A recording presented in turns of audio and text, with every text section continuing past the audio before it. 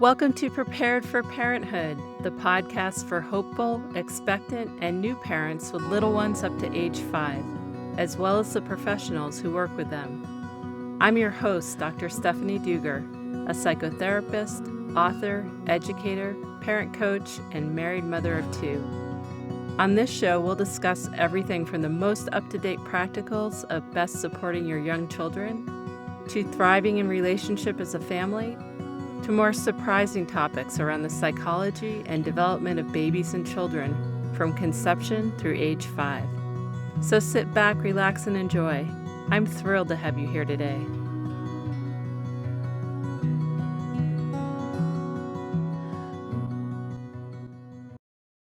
Welcome back to Prepared for Parenthood. I'm so excited today to have our guest, Dr. Jay Warren. He is a prenatal and pediatric chiropractor at the CAP Wellness Center in San Diego. Dr. Jay has been the host of 2 podcasts, Healthy Births, Happy Babies, and The Dadhood Journey. And he's also created a number of courses for expectant and new parents. Dr. Jay is a parent himself, and he's passionate about helping new families get off to the best, healthiest start possible. So welcome, Dr. Jay. Really happy to have you here today. Oh, I'm happy to be here. Thank you for having me.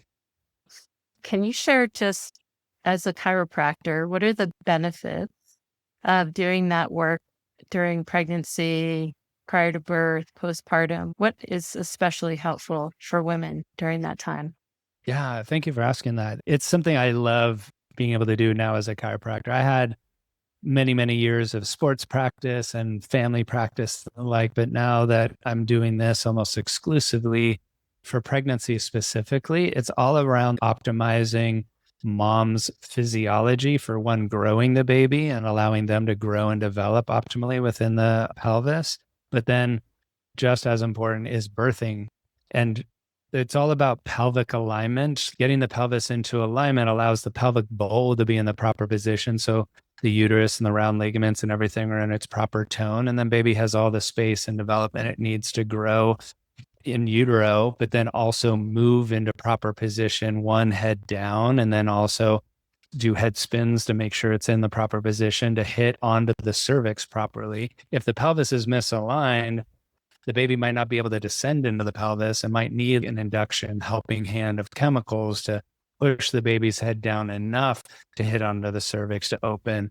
But if the pelvis is in proper position, the pelvic bowl, and I'm kind of making a bowl with my hands, it becomes the birth canal, which should be a round circle for the baby to come through. But if the pelvis is misaligned, it can be more football shaped, that pelvic outlet. So it's harder, if not impossible, to push a baby through. So if we can get things aligned early on in the 3rd trimester, yes, the growth and development is great. And mom's a lot more comfortable, a lot less pain, a lot better sleep because the hips and the pack aren't hurting as much. They're able to walk better and get the good exercise and move the fluids around. But then come birthing time, you have a big hula hoop for baby to go through and everything's functioning better. So it's gentler birth on mom, which I absolutely care about, but even more so for the baby, it's a gentler birth on the baby. And so they come through the birth canal with a lot less stress tension, a lot less misalignments that when I'm working on babies that the moms I've taken care of during the pregnancy, there's a lot less birth stress and birth trauma in their nervous system to unwind. And the moms are in better position and healthier coming out of the birth. So then they're more engaged and they're not having to heal as much in the postpartum period.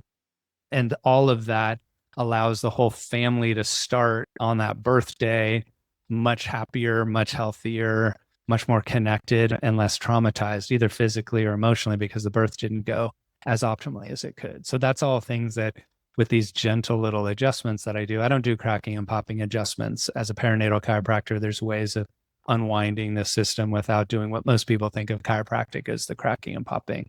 So it's very comfortable, very safe to do during the pregnancy and just has better birth outcomes because the body's working as it's designed to without having to fight through tension to birth the baby into the world. And then postpartum, even if mom has a gentler birth, things get moved around, right? Yes. I'm guessing that these same moms come back both for themselves and potentially for their babies as well. Can you share about what that's like? Yeah, for the moms, for the first couple of weeks coming back in after the birth, they just want to make sure the pelvis is in proper position because a baby just went through there. Or even if they had a cesarean, because a vaginal birth wasn't possible, there might have been something off in the pelvis that then caused the C-section to happen. And then they're covering from abdominal surgery as well as however many hours of labor it was. And that can help calm the system so that the pelvis can heal, but also their nervous system through all of that stress can calm and relax, which is going to be more conducive to better breastfeeding, one, just calm while doing so, but for milk production and the hormonal regulation that will happen afterwards in a healing process can be coordinated better if there isn't as much stress. But a lot of times the lower back pain or pelvic pain that they're experiencing that third trimester goes away a lot after a birth because the baby's not in the pelvis. But where's baby? Baby's in arms, right? And so it's a lot of neck and shoulder tension that I'm working with, headaches, arms going to sleep, neck and shoulder tension because you're holding this cute little baby, but all of your attention is down, looking down at baby, feeding, looking down, changing, cleaning. Oh, the cuteness is right there. And so the neck and shoulders takes on a lot of tension, and being able to allow mom to just feel more comfortable in their own body and allow them to heal from the birth as well as the 9 months of pregnancy is the job in the postpartum period. And then how about the babies themselves in terms of chiropractic work? Yeah, that is my favorite part of my job, is working with babies because they heal so quickly. I mean, I want them coming into the world as completely aligned without stress, but coming through a birth canal or coming through being extracted by cesarean out the belly is stressful on their bodies. Again, like the style of chiropractic I'm doing is more nerve system oriented. It's about coordination of the nerves firing to the muscles, allowing everything to be in balance. And so with all of that pressure coming through the birth canal, imagine, mom, how much pressure you felt when birthing a baby through your pelvis. All of that was going on the top of their head and neck. And so slight misalignments or big misalignments can happen going through the birth process. And when those misalignments are there, it's usually at the top of the neck. The top of the neck is where the vagus nerve passes. And the vagus nerve is what controls all the organs and glands and is the major key of switching out of fight or flight into rest and digest. If the body is more stressed because of those misalignments, those are the more colicky babies, fussy babies. They're not sleeping well. They're not just able to calm and rest.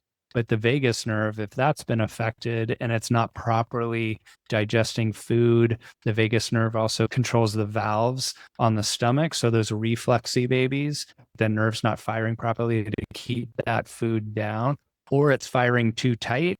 And if those valves are too tight there, they're not good burpers and they're really gassy and then having a lot of gastric discomfort there. If that valve's too tight on the stomach, then usually the one down below is too tight and those babies tend to be constipated. And so if we can regulate the nervous system and allow it to be more balanced and do its job, then everything functions better. And that's mainly GI wise, that they're digesting well, they're not refluxy, they're not gassy. When they need to poop, they poop and it's just done with. It's not this whole process. And then the other major reason why I see newborns is with the misalignment at the top of the neck, it interferes with the suck, swallow, breathe, which is all about breastfeeding. And so a lot of times latch issues, like if they have a lazy latch or if they're going in really tight, it's because the nerve system is overfiring or underfiring, and we can improve the latch so breastfeeding can be more successful. Independent of lip and tongue tie, I mean, that's something I coordinate with other practitioners. If it is a lip and tongue tie, we want to have that evaluated. Sometimes that's overdiagnosed and seems to be a catch-all, and it might be a functional issue. And chiropractic care can really have dramatic results with that if it is a functional issue and the nerves aren't functioning as well. And the amazing thing about working with baby that's so gratifying is how quickly babies can heal and how quickly they can shift. Have moms that have had months of difficulties with the babies, not sleeping very well, and they come in for an adjustment and then they sleep through the night the next time. And if that happened every single time, I'd have a line out the door, I say that, right? It's not everyone, but if the nervous system's more calm and more relaxed, everything's going to function better. And that means they're going to sleep better, they digest better.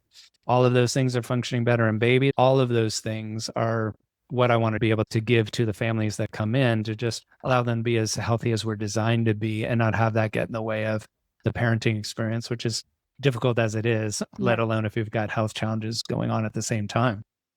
Well, it's amazing just the sharing about the breastfeeding connection. It wouldn't be the first place that my mind would go in terms of referring someone out, right? I'd refer them probably to a lactation consultant. And if things are not aligned, that would be something that a chiropractor could step in and have a major impact for a mama baby dyad in that process of not just feeding your newborn, but really connecting on that level. And I think a lot of moms who are having struggles with breastfeeding for those reasons, if baby can't suck, swallow, breathe, they give up and then they feel badly and it interrupts some of the bonding and attachment that could happen as well. So really great information, I feel like, for our listeners to know that that is one option to seek out. If it's not working out with a lactation consultant, there might be other ways that you can address those issues as well.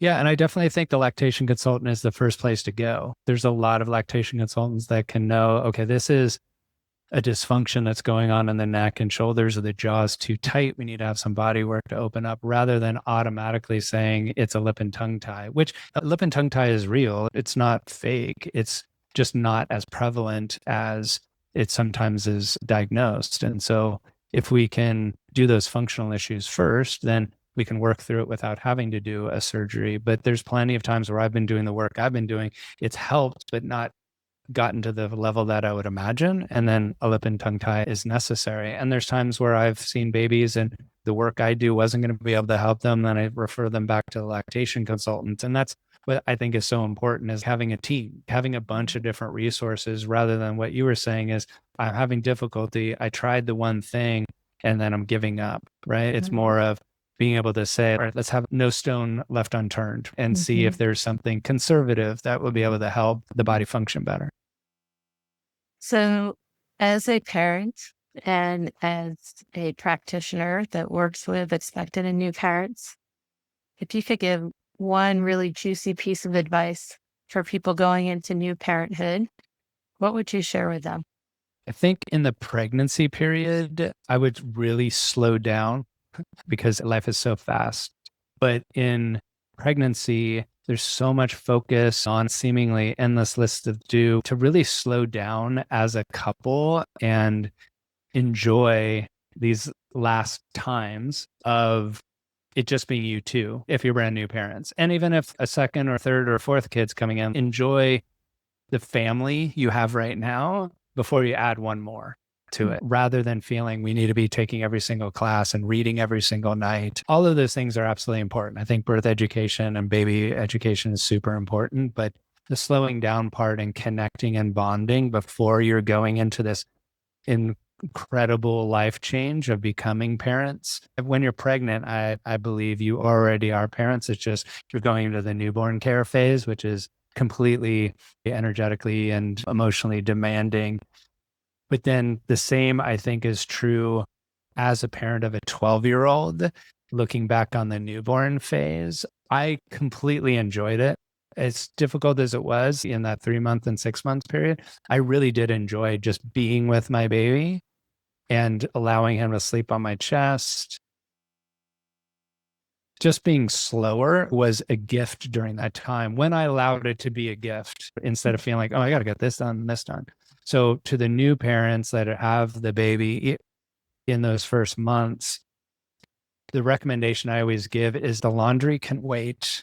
You don't have to have 5-star meals. Don't worry about the dishes in the sink. If baby's sleeping and you can just have your baby sleep on you, there's nothing more satisfying to me as a parent, knowing that my baby felt safe enough and comfortable enough to fall asleep on me.